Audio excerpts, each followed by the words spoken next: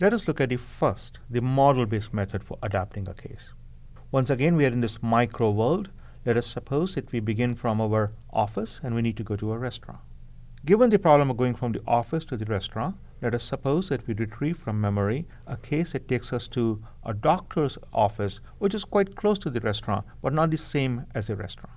So one way in which I might be able to adapt this case that I've retrieved to address the problem of going from the office to the restaurant is to do a search using this model, this map of the world, which tells me that to go from the doctor's office to the restaurant office, you can take this particular route.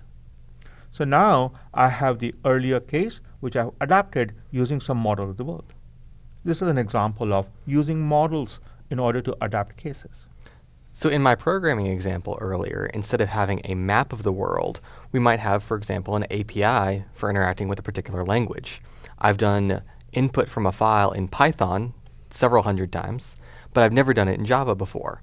I know that the overall process of doing it from Java is going to be very similar to the process of doing it in Python, and I have a model of the way Java works to know how to actually translate my case of doing it in Python to doing it in Java.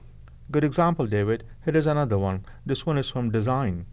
When we design various kind of products, let's suppose a VLSI circuit, for example, then we not only know something about the configuration of the elements in that design, we also have a model of how that particular configuration is supposed to work. In fact, it might amuse you, David, that about 25 years back in the 80s, when I wrote my PhD dissertation, it was one of the first PhD dissertations that integrated model-based reasoning and case-based reasoning. That was exactly the idea in my PhD dissertation. You use models to be able to adapt, evaluate, and store cases.